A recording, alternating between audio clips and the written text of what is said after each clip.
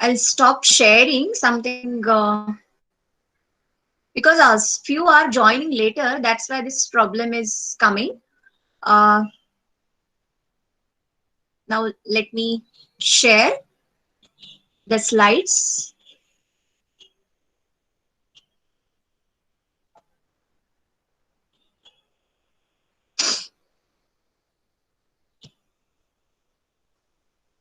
Okay.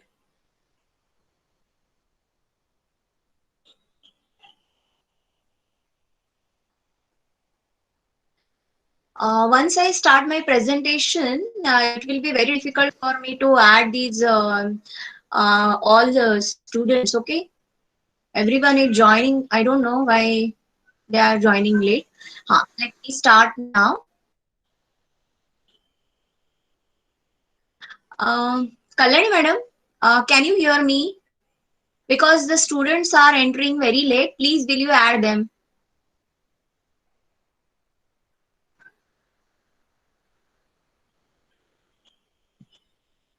Okay.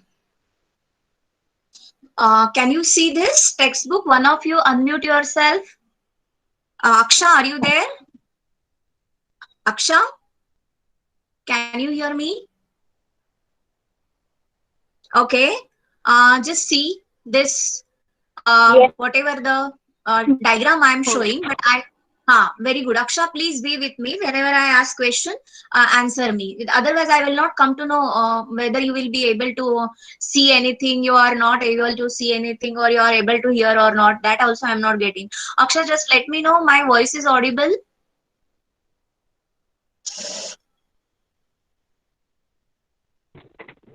Okay, good. Now, a little recap we'll be doing. That is about the what we discussed last time. Okay, in last time we discussed about the pollination, and in the pollination, artificial as well as the natural. Now these two types are there, but in the pollination, we last time we discussed the definition. Then we discussed the different types of pollination, that is self-pollination, cross-pollination, their contrivances, that means adaptations for the self-pollination, adaptations for the cross-pollination, different types of cross-pollination, means different agencies used in the cross-pollination. Then we discussed about the advantages and disadvantages of self-pollination as well as cross-pollination. Now, the next part is that is all about what we discussed was what about the natural way of pollination. Okay, naturally how the self pollination takes place and by the agency of different biotic and abiotic agents, how the cross pollination takes place, that we have discussed last time. But artificially also this pollination can be done, and this is called as hybridization. Let me talk about this first, and then I will come to the actual process, the next process which can be see, this is what considered as artificial hybridization. I am presenting one slide so that you can see. So artificial hybridization is nothing but artificially we can pollinate the crops. That means what? The male and female, both the parents are selected in this artificial hybridization. Artificially, this method can be done. The two desirable characters can be involved, taken in one plant. That is what artificial hybridization. Then how it is done? For that, selection of the parents is very important. Selection of the parents means what? Male parent and female parents are selected, and few important steps are very important to be done. And what are these important things? Just let me tell you first about it, and then we'll move ahead. See, first thing, as I said, that first step is selection of the parental plants. That means male parent and female parents are selected. Now, in case of female parents, if the flower is bisexual, then that male part should be removed to avoid self-pollination. Why? Because we want the desirable characters to be introduced in that particular plant of our choice. That means we have selected the male part plant. That means pollen grains are to be dusted on the female part. That means stigma. And that's why self-pollination should be avoided. And for that, the most important thing is there to be done, that is called as emasculation.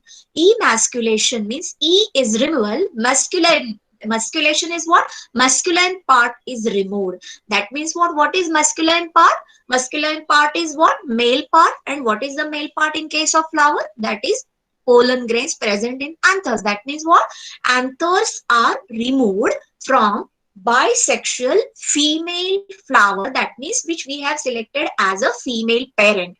For what? To avoid self-pollination. Okay. This is one important step that is emasculation. But at the same time, there are chances of falling unwanted pollen grains on that emasculated flower. Though the male part is removed to avoid self-pollination, but there are chances of falling unwanted pollen grains on that particular female flower which we have selected as female parent. And to avoid it, that emasculated flower is covered by a bag. For what? To avoid unwanted cross-pollination. Okay, and that is called as bagging. So first is selection of the parent, second is emasculation in case of bisexual female flower, that is parent. Second is what? Bagging of that emasculated flower. And next step which is done, which I have not mentioned here, but once the stigma becomes mature, that means receptive, the pollen grains of the selected male plant are dusted. For that, then these bags are removed and these pollen grains are dusted on that emasculated flower of the female parent. Okay, flower. That is what called as dusting. And this is what called as artificial pollination. And how it can be done? There are different ways. Mechanical methods are used, chemical methods are used, physical methods are used. Generally, mechanical method means what? Hand or forceps method, that is called as. So with the help of hand, with the help of forceps, that male part, that is the anthers are removed first for emasculation, and then the dusting is done. So emasculation is done by using different methods, as chemical treatment means alcohol treatment also can be done. So to remove or to make the depth of this male part, that is the anthers, or sometimes physical treatment is also done. And then the most commonly used is what you remember, that hand removed, that means the mechanical method of removal of anthers, that is what called as forceps method. So forceps method is done for emasculation, and after emasculation and bagging, again once the flower becomes receptive, that means stigma of the female flower becomes receptive, the male plant which we have selected, the pollen grains from the male parent are dusted on the emasculated female flower, and that is what the important step called as artificial pollination. Once this artificial pollination is done, then only the further process takes place, that is called as fertilization. Now I think up to this you have understood. Now I will come to the previous. Now the next part, that is what called as pollen pistil interaction. Now to understand this pollen pistil interaction, I will come to that diagram later, but just remember that what is the pollen? Pollen is what? The male part. Pistil means what? The female part. Then how this male part and female part interact with each other, that we are going to learn. Now you remember always that for the process of reproduction in flowering plants, that means angiospermic plants, only pollination is not enough. Along with the pollination, the next step, which is the most important, that is called as fertilization, is important. And for the fertilization, what is required is male part and female part are to be fused. together, then how they will come close to each other? And for this is what considered as the step between the pollination and fertilization. That is what called as pollen pistil interaction. How they will interact with each other. The most important thing that you need to remember is that this, with the help of pollination, pollen grains are dusted, but always it is not necessary that only the pollen grains of the same flower or of the same species are fallen on the stigma. It's not necessary. It doesn't happen always. There are chances of falling pollen grains from the other species also. Now, in that case, what is the role of pistil? Pistil means what? Carpel. Everyone knows that carpel is the female reproductive part, which is made up of ovary, that is the base. The middle part, that is the tubular structure, is called as style, and the topmost part, that is called as stigma. Okay, here the role of stigma is very, very important. When the pollen grains fall on the stigma, only that those pollen grains which are of the same species as well as which are most compatible, they only will be allowed to produce the pollen tube. Those pollen grains only can absorb water and the nutrients released by the stigma. The other pollen grains which are not compatible, which are incompatible, which are of the different species, will be discarded automatically by the stigma. Stigma releases specific type of proteins which discard or degenerate incompatible pollen grains as well as pollen grains of the another species. Okay, so this is very important step in case of pollen pistil interaction. So pistil has that ability to recognize and accept the right or compatible pollen of the same species. Thus, wrong type of pollen is discarded by the pistil. Compatibility and incompatibility of the pollen pistil is determined by specific proteins, and these proteins or these enzymes are released by the stigma. And this process is very important for promotion of the pollen germination or inhibition of the incompatible or unwanted uh, pollens from the other species. Now, what happens with the compatible pollen grains? That compatible pollen grain only can absorb water and nutrients from the stigma, and then it starts its germination and produces the pollen tube. Now, how it happens when it absorbs water and nutrients from the stigma? If you remember that the two-celled pollen grain, we have studied the development of male gametophyte, and at that time I told you that two-celled stage of pollen grain, generally it falls on the stigma. Okay, when it falls on the stigma, then what happens? That absorption of the water and nutrients from the stigma is done by that particular compatible pollen grain, and then because of that, the intine means what? You, if you remember, I'll just come to that picture. See, this is here the diagram I have shown purposely. I have come with this diagram. This is a single pollen grain which can consider as the compatible. Here so many pollen grains fall, but only the compatible pollen grain of the same species will be able to absorb water and nutrients from the stigma, and rest of the incompatible pollen grains will be discarded and degenerated by the proteins released by the stigma. Okay, now what happens? The intine comes out through one of the germ pores and forms this tube. This is what called as pollen tube. And when the pollen tube is formed, if you remember that the pollen tube contains vegetative nucleus as well as that generative nucleus. That generative nucleus by mitosis produces two male gametes, and these male gametes, being non-motile, need something means some agency to reach the female gamete. So this is what called as tube. that is pollen tube. So this pollen tube is formed, that means intine grows out, vegetative nucleus along with the two male gametes, they come along with the pollen tube here, and through the pollen tube then they reach the female gamete, that means the ovule.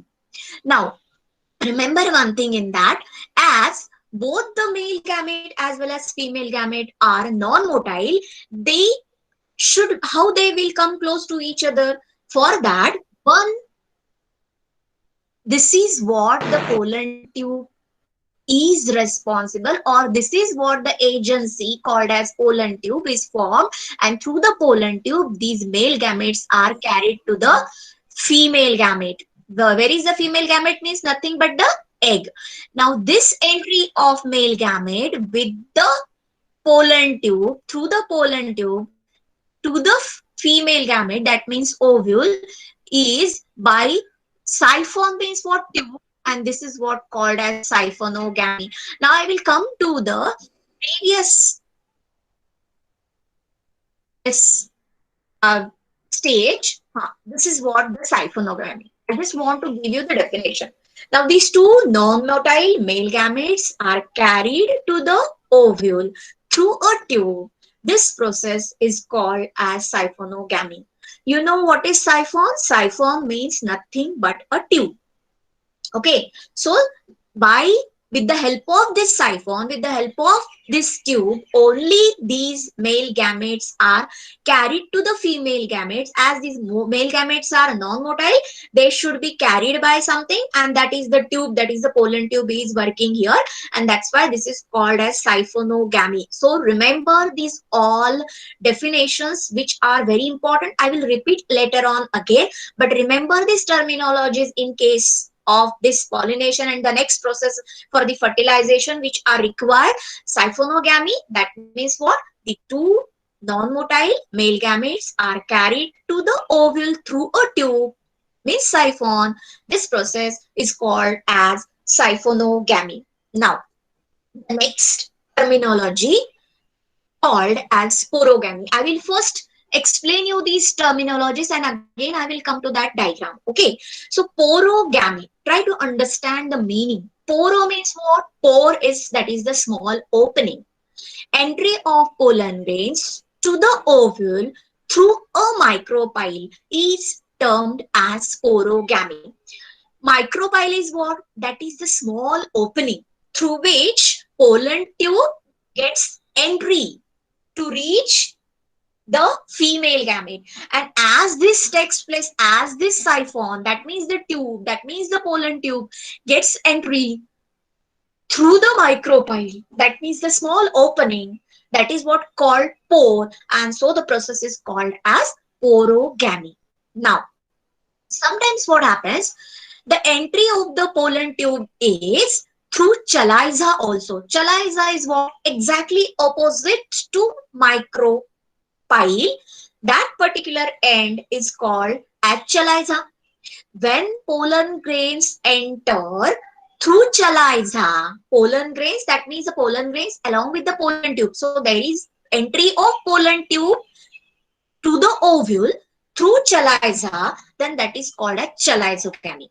But sometimes, in some cases, there is entry of this pollen tube is through integuments of the ovule also.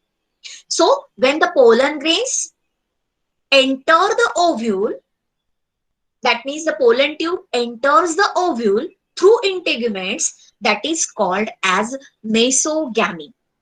Okay, now I will just come to that diagram first and then I will come again to this point. So this is what I just want to show you, this diagram. These are the diagrams mentioned in the textbook itself. Now I will show you again one by one. This is the pollen tube. This pollen tube is entering through the micropyle. This is what? Micropyle. So this is called as porogamy, right? Now the second is what? The pollen tube is directly entering through the chaliza. Chaliza is what? Opposite to this micropyle. This end is called as chaliza. chalizal end. When the pollen tube is entering through this chaliza, that is called as chalizogamy.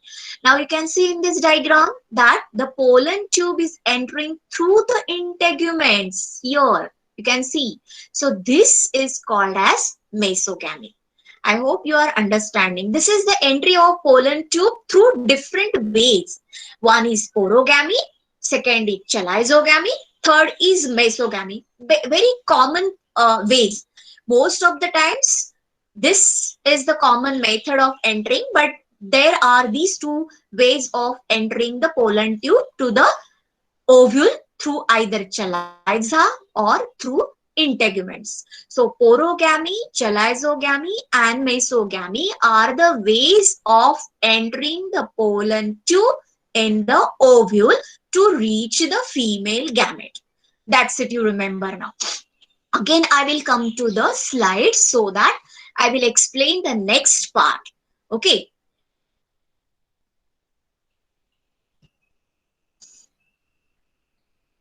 Now, so these terminologies you have understood, I hope. We'll revise it later again at the end. Now, the next terminologies which you need to remember. First, I will explain these terminologies and again I will come to that particular diagram. Okay. Now, this is what fusion, syngamy. Syngamy means what? Fusion of one of the male gametes with the egg cell, that means female gamete, to produce zygote is called as syngamy or first fertilization. Now try to understand. I showed you the entry of pollen tube through micropyle. Okay. Now you remember through micropyle, it enters the ovule. What comes first? The integuments are not there when it is entering through the micropyle. It will be directly reaching to the nucellar part. Then from the nucellus, it will enter the female gametophyte, and then from the female gametophyte, where what it contains the female gametophyte, that is the micropylar end. You can see the egg apparatus, that means the central cell and two sister cells. These are called as synergids, and one of the synergids, through one of the synergids it enters, and then one of the male gamete fuses with the female gamete, that means egg cell, that is called as syngamy. I will come to that diagram again, but try to understand these two terminologies first. That is fusion of one of the male gametes with the egg cell, that means female gamete, to produce zygote is called as syngamy or first fertilization. Now you remember the result of syngamy is production of zygote, and syngamy means only first fertilization. Syngamy, that is formation of zygote, and that is called as first fertilization. Why first fertilization? First male gamete, one of the male gametes fuses with the egg cell, that is called as female gamete, and that two, one male and one female, two together haploid when joined, that gives rise to diploid nature, that is called as zygote. So zygote is always diploid in nature. Zygote is the result of fusion of male and female gamete, and this is called as syngamy or first fertilization. Now what happens with the second male gamete? Now the second male gamete fuses with the secondary nucleus. This is also called as definitive nucleus, or that is also called as polar bodies, which are already diploid. The centralmost cell, that is called as definitive nucleus or secondary nucleus, that is already diploid in nature. And then the male gamete, then second male gamete fuses with this secondary nucleus to form primary endosperm nucleus. But the result is what? Already it is diploid, and then haploid male gamete fuses. So the result is triploid. It becomes triploid. So this is called as triploid primary endosperm nucleus. And this is also called as triple fusion, because already secondary nucleus is diploid in nature, and the male gamete which is haploid fuses with it. So that becomes triploid fusion. And this is second time the fertilization takes place. That is called as second fertilization. And in this way, both the male gametes are used. So twice the fertilization is taking place in flowering plants, in angiosperm. So this is called as double fertilization. Now you remember That syngamy is the type of generative type of fertilization, whereas fusion, triple fusion is a type of vegetative fertilization. Now I'll come to the diagram again. Here, now I will show you in this diagram. See here. Now these two remaining diagrams you have seen, that is chalysogamy and this one. But here I will show you again this, that is here. This is the pollen tube along with the vegetative nucleus and the two male gametes in the tube. Now through the nucellus, it reaches the embryo sac. This entire structure is called as embryo sac, which contains the three antipodal cells towards chalizoid end, three cells towards the micropylar end, where the central cell is called as egg, and two sister cells, remaining neighboring cells, are called as synergids. And the centrally located the cell where two nuclei are present, that is called as the secondary nucleus. So when the pollen tube reaches the embryo sac, it gets entry through one of the synergids. There are two synergids, neighboring cells of the egg cell. So when it enters in one of the synergids, then that pollen tube bursts open. Vegetative nucleus gets degenerated. Then two male gametes are released in the cytoplasm, and one of the male gamete fuses with this neighboring egg cell, and that is what called as female gamete, and this is what called as syngamy or first fertilization, that results into the formation of zygote. Whereas another male gamete which is released, that male gamete reaches the secondary nucleus, and there is formation of triploid primary endosperm nucleus, that is called as triple fusion, because this is diploid in nature, secondary nucleus, and the male gamete haploid fuses with the secondary nucleus. This is called as triple fusion, and this is the second time fertilization is taking place, so this is called as second fertilization. So what is the result of second fertilization? The result of second fertilization is formation of triploid primary endosperm nucleus, and the result of first fertilization is formation of zygote, that is diploid in nature. Now remember these 2 points. So in case of double fertilization, as both the male and female gametes are utilized, the process is called as double fertilization. So I'll just repeat again. Double fertilization is a characteristic feature of angiosperms. As both male gametes are involved and utilized, the fertilization takes place twice at two places. It is called as double fertilization. Now we come to the significance of double fertilization. Okay, now what is the significance of double fertilization? First thing is that it's a unique feature of angiosperms. You should always write in the significance, that is, it is unique feature of angiosperms. Then it ensures that the parent plant invests seed with a food store only if egg is fertilized. That means what? Egg is what? Female gamete. When it is fertilized, result of that fertilization is what? Zygote. Zygote in the further development give rise to embryo. And that's why this is considered the food store. Now, how you will understand in with the second point, that the diploid zygote develops into an embryo, which consequently develops into a new plant. And triploid primary endosperm develops into nutritive endosperm tissue. So the result of first fertilization is zygote, which is diploid in nature, which in the further development give rise to embryo, whereas the second fertilization, result of second fertilization is formation of TPEN, that is triploid primary endosperm nucleus, which gives rise to nutritive tissue, that is called as endosperm. Now, it restores the diploid condition by fusion of haploid male gamete with haploid female gamete through syngamy. This is also one of the important or significances of double fertilization, that the diploid nature is maintained. And what is that process? That process is syngamy. Then one more significance you can mention, that it also helps to avoid polyembryony. So poly means many embryos are formed, that it helps to avoid polyembryony. That is the significance of double fertilization. I hope you have understood up to this. Now, before I come to this part, let me show you the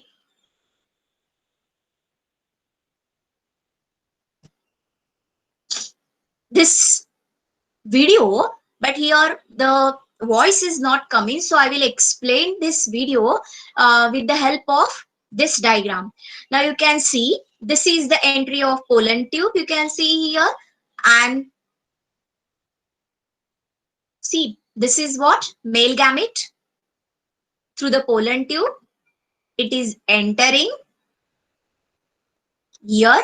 These are the two male gametes, you can see that pollen tube enters the embryo sac.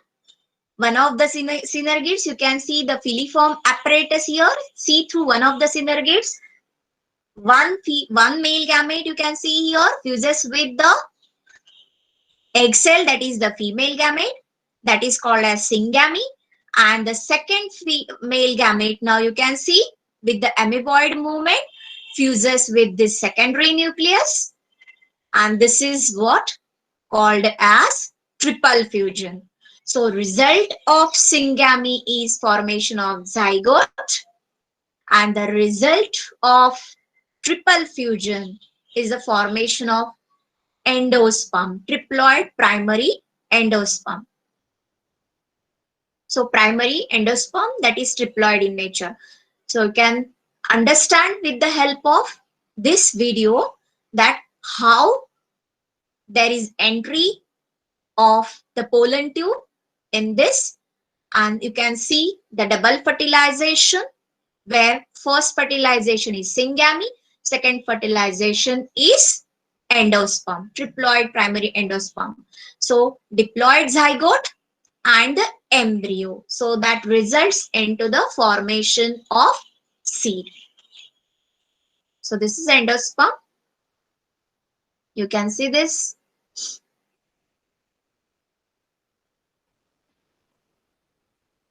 So this is what?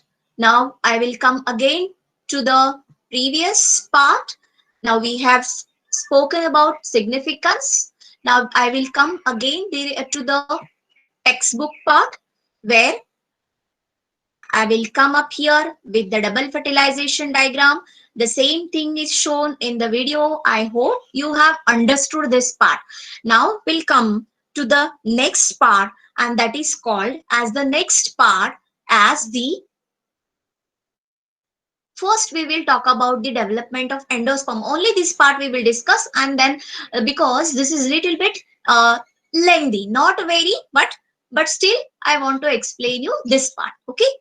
Now after this significance, we'll come to the next part, that is the development of endosperm. How this endosperm gets developed.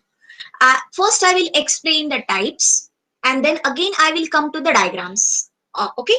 First, now see, this triploid primary endosperm nucleus repeatedly divides mitotically to form nutritive tissue called as endosperm. Now there are different types. Basically, three types are mentioned. First is nuclear endosperm, second is cellular endosperm, and the third is halobial endosperm. Now we'll first talk about the nuclear endosperm. Now this nuclear endosperm is considered to be the most common type of endosperm, and it is found in almost 161 angiospermic families.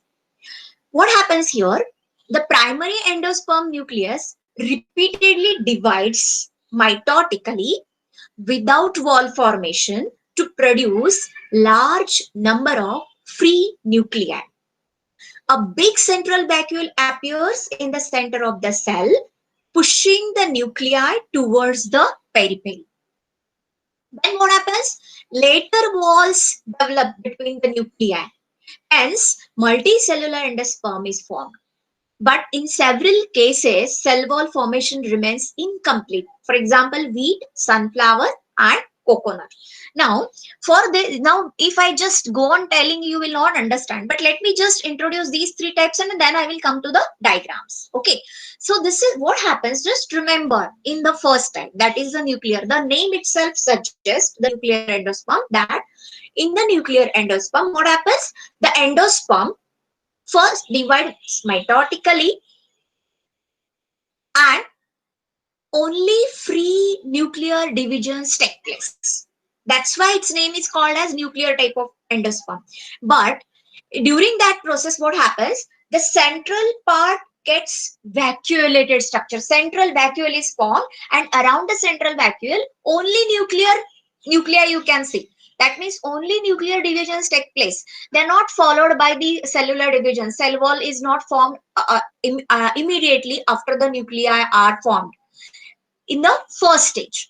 But in the later stage, those nuclei, in between those nuclei, wall also gets developed, but that in the later stage. First of all, only nuclear division take place. That is why it is called as free nuclear division. Only nuclei are formed, and during that process, central vacuole is created and the nuclei are shifted towards the periphery. So it looks like only nuclei, but in the later development, what happens? The wall also forms around the nuclei. That means cell wall is formed among in between the nuclei. But in some cases like wheat, sunflower, or even coconut, that wall formation remains incomplete. Means that nuclear only gets developed into cellular type. Now I'll explain what is cellular endosperm, then you will understand. Now in some plants, what happens? This division of triploid primary endosperm nucleus is immediately followed by wall formation, so that endosperm is cellular right from the beginning. It is observed mostly in almost 72 families of dicot. For example, balsam, petunia, edoxy, etc. See, what is the difference between nuclear and cellular? Let me tell you. In nuclear, what happens? Only free nuclear divisions take place. It creates the central vacuole. So that's why these nuclei get shifted to the periphery. And there is no wall formation immediately. But in the later stage, wall formation is there. And that means what? When there is wall formation, that means what? Cell is formed, cell wall is formed. That means cellular endosperm is formed. Now here in case of cellular endosperm, that division of triploid primary endosperm nucleus is immediately followed by cell wall formation. That means first nucleus is divided, immediately it is followed by cell wall formation. So this structure is observed right from the beginning, and that's why that means what? Cells are formed, cell-like structures are formed. So that's why it is called as cellular endosperm. Okay, so this is second type, that is cellular endosperm. Now the third, let me explain the third and then I will come to the diagram. Now the third is called as halobial type of endosperm. It occurs in the order halobiales of monocotyledons. In this case, first division of primary endosperm nucleus is followed by a transverse wall which divides the cell unequally. The smaller cell is called chalazial cell. The larger cell is called micropylar cell. Then the nuclei in each cell divide by free nuclear divisions. And then walls develop between the nuclei in micropylar chamber. It is, that's why called as intermediate between the cellular and nuclear type of endosperm. Now I'll explain this with the help of diagrams only. Okay, so I'll come to the picture in the textbook. So you also observe that what are these different types. Now let me explain with the help of these diagrams one by one. Now you can see these diagrams. First here it is shown as nuclear endosperm. Listen now, this is the entire nucellar structure. Here it is labeled as oospore. Oospore is what? The result of when the zygote is what? That is the result of first fertilization. This is zygote. When forms a wall around it, this is called as oospore. Actually, this should be shown in case of anatropous ovule. It should be shown here in the micropylar. In case of anatropous ovule, this oospore should be here. But here it is shown as if that ovule is straight. That means orthotropous ovule. This oospore should be here actually in case of anatropous ovule, that is towards the micropylar end. Okay, so the rest of the part is what here, what is produced, the result of second fertilization is what? Result of second fertilization is triploid primary endosperm nucleus. So this triploid primary endosperm nucleus, it divides by free nuclear divisions. Can you see only nuclei are produced, and this is the vacuole created at the center. This is the central vacuole is produced. This is the oospore. Just remember that, consider it as orthotropous ovule. Now in this diagram, this is not anatropous. It is not anatropous ovule in this diagram. Actually, it should be shown as anatropous.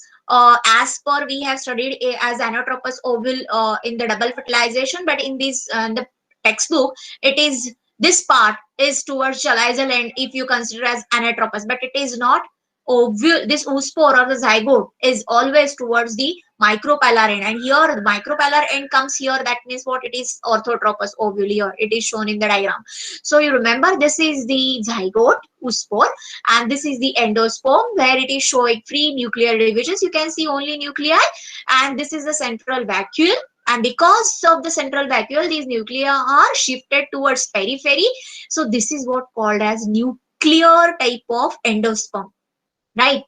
Now, in the further development, in the later stage, then these nuclei form wall around itself. See, this is what these nuclei, they form wall around itself, resulting into what? Cellular type of endosperm.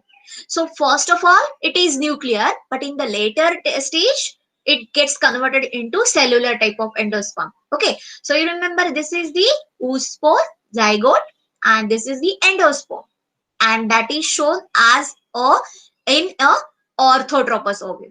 Now the second is what? Cellular type of endosperm. Now you can see here, in case of cellular type of endosperm, this is the oospore towards the micropylar end, and this part is endosperm. First of all, what happens?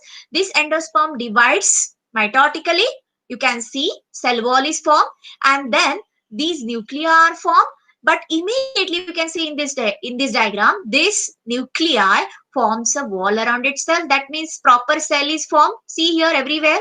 So this is the embryo, and this is the endosperm where nuclear division is immediately followed by the cytoplasmic division. So the cell wall is formed right from the beginning, not like this. In case of nuclear, first of all, only nuclear divisions, and then in the later stage the cell wall is formed. But in case of cellular, right from the beginning, after the nuclear division, it is followed by cytoplasmic division. That means cell wall is also formed around it, and that's why this is called as cellular. It looks like cell, right? It looks like cells. So that's why this is called as cellular type of endosperm.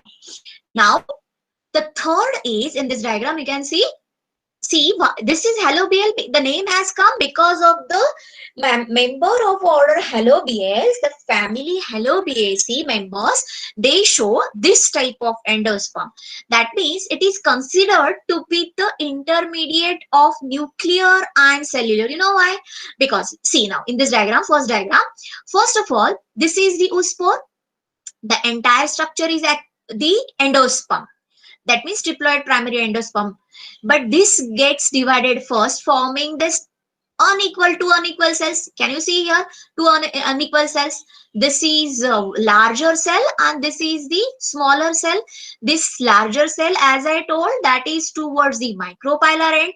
Now you remember, in the diagram, oospore, wherever oospore is present, that means that is the micropylar end. Always remember. Okay, that means this is the larger cell, first division, and this first division is followed by this layer, transverse wall is formed, right?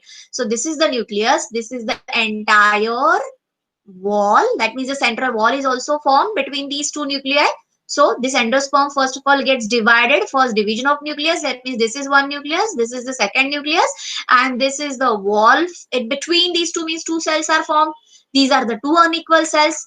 The larger cell is towards the micropylar end. The smaller cell is towards the chaliceal end. Now what happens then? In the next stage, what happens? Only the cell which is towards micropylar end, that larger cell, first of all, free nuclear divisions creating the central vacuole like the nuclear type of endosperm, and then this is followed by formation of wall around itself. It is not shown here, but it is later followed by the wall around itself, which gives the appearance of cellular type of endosperm in only the cell which is larger and towards the micropylarine. And here in this smaller cell, which is towards the chaliceal end, only free nuclear divisions are observed with the central vacuole, and there is no wall formation. It is not clearly shown here. Here also it is not, but in the further stage, this cell wall is formed like this in case of larger cell, which is towards the micropylarine.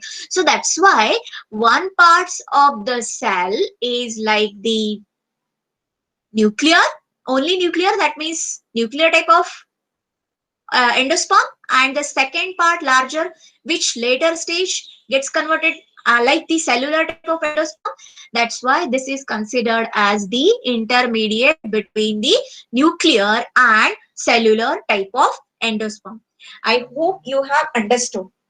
I will come to the now slides again, where I am going to show you the uh, question bank, so that I will read also, and I will see the next part is the development. Now only development of the cellular endosperm is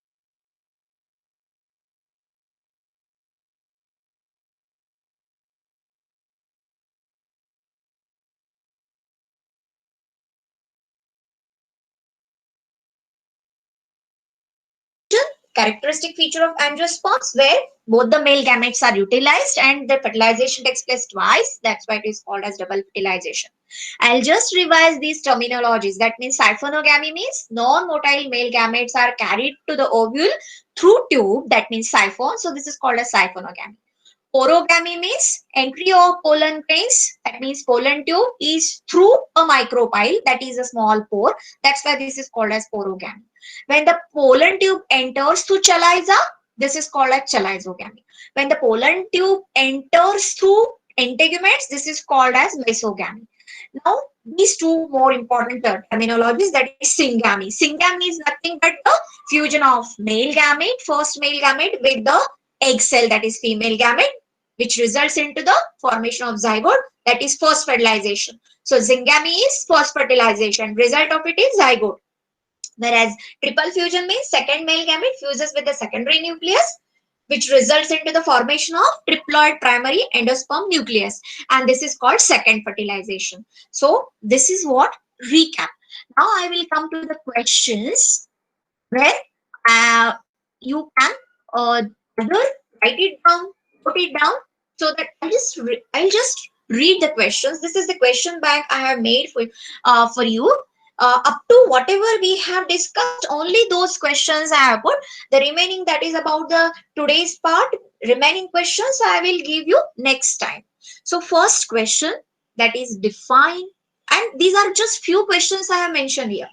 Define fission, budding, micropropagation. Like this, so many other definitions also can be asked, like fragmentation. That also can be the definition. So you should know. What does, you can note it down also. I'm giving, I very slowly I'm reading, so that you can note it down in your notebook and you can have practice. You can write down the answers also at home till the next period. How does vegetative propagation takes place in potato? So this is very simple. These all questions are very short answer type of questions. For 1 mark, it can be asked. Then name various methods of asexual reproduction found in plants. So you know different types of asexual reproduction methods we have discussed in the first lecture. So list the methods, name the methods. Differentiate between fission and fragmentation. At least one difference along with its example you are supposed to write down. Then list the natural and artificial methods of vegetative propagation. Both the most of the methods are common. The names are common. Examples might be different. So you can remember and note down natural ways of as well as artificial methods of vegetative propagation. That means where vegetative parts are used. Then what is stalk and scion in grafting? You should know all these terminologies. So what is stalk and what is scion? Note it down. Write down in your notebook. Second, next question is, now see, these are really very important. In case of biology, these are very, very important. This is very important thing that you need to have practice of the diagram. So whatever I am telling you right now in the form of this question bank, next time you keep the answers ready. Whether I will be able to see your answers or not, that should not be the question. But what is expected is you should have practice of all these questions. Okay, sketch and label. TS of anther, commonly used diagram, commonly asked diagram. This diagram is asked so many times for 3 marks. Explain the development of male gametophyte in angiospermic plant with the help of suitable diagrams. Now, in case of male gametophytic development, if it is explained, then all the diagrams are expected. But if only sketch and label male gametophyte, only the last diagram which I had mentioned that time also, that means the diagram which contains the pollen tube, and that pollen tube contains vegetative nucleus and the two male gametes. So that is called as male gametophyte. If it is asked only sketch and label male gametophyte, only that diagram should be drawn. Next is what? Sketch and label VS of Anatropous ovule.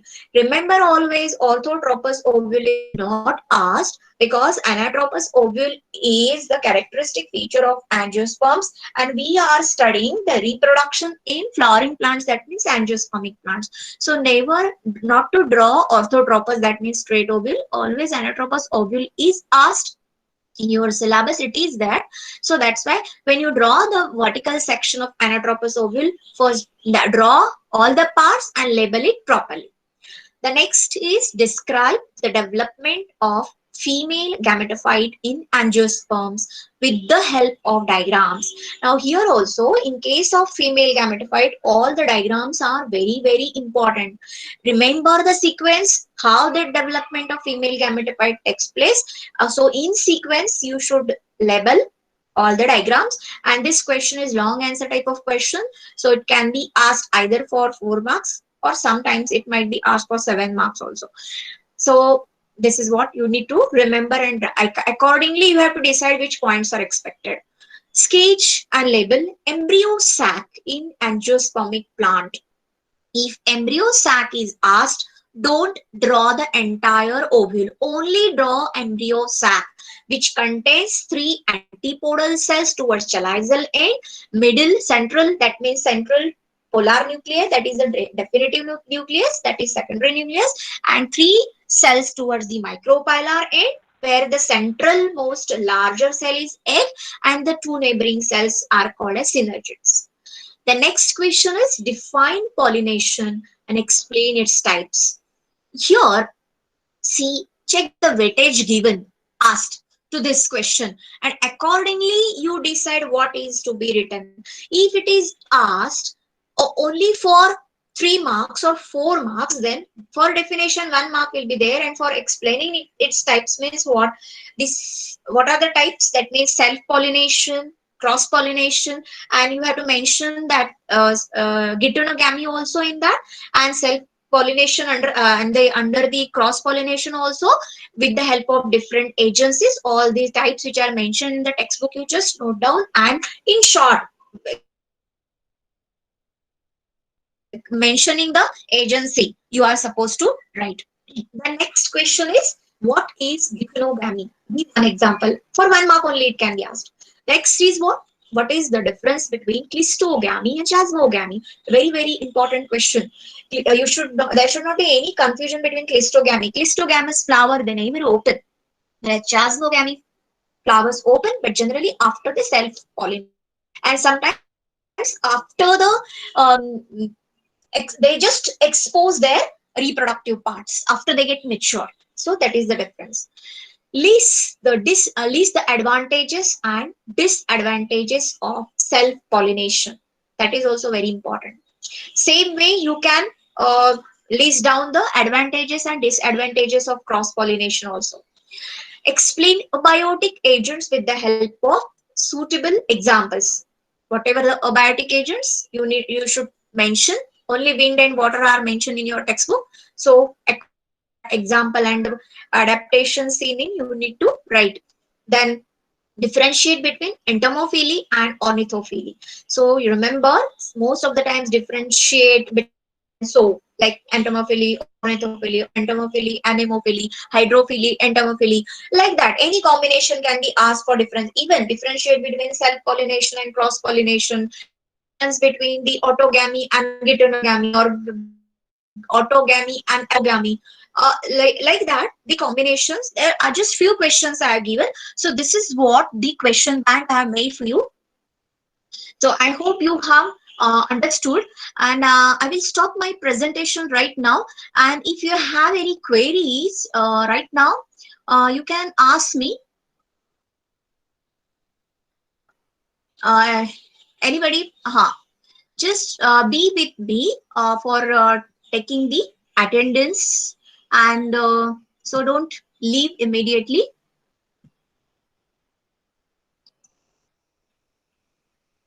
Any queries are there, then you can ask me, or next time also you can put.